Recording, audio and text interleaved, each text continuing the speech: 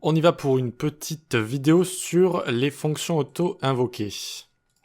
Donc c'est pas une fonctionnalité qui est très utilisée, surtout aujourd'hui. Ce sont des fonctions qu'on va créer et qui vont être directement exécutées.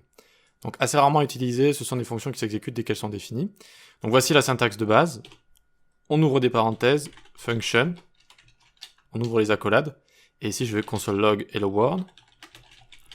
Et ensuite, juste après, j'ouvre les parenthèses et je les ferme pour montrer donc l'exécution de cette fonction. Voilà, fonction auto-invoquée. Et on voit que ça écrit directement hello world juste ici. Alors, en anglais, ça va être dur à prononcer, mais immediately invoked function expression. Voilà, IFI, ça s'écrit comme ça. Donc, avant l'arrivée de l'ITConst qui règle les problèmes de portée, on pouvait déclarer des var dans des IFI pour éviter de polluer la portée globale. Parce que quand vous faites ceci, var, par exemple, banana est égal test, eh bien, ça va être directement intégré dans notre objet global window. Donc, regardez ici, j'ai écrit banana juste là, vous voyez, que ma variable, elle a été stockée. Donc, ça a été réglé avec letConst. Si je fais let apple est égal apple,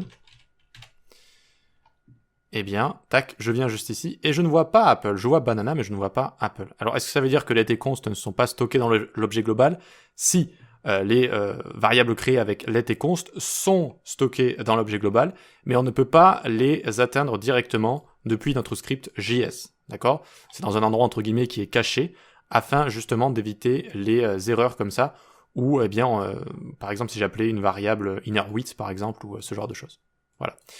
Donc aujourd'hui, voilà, les IFI, c'était juste pour vous montrer que ça existe en fait, tout simplement. Voilà, toute petite leçon. Allez, on passe à la suite.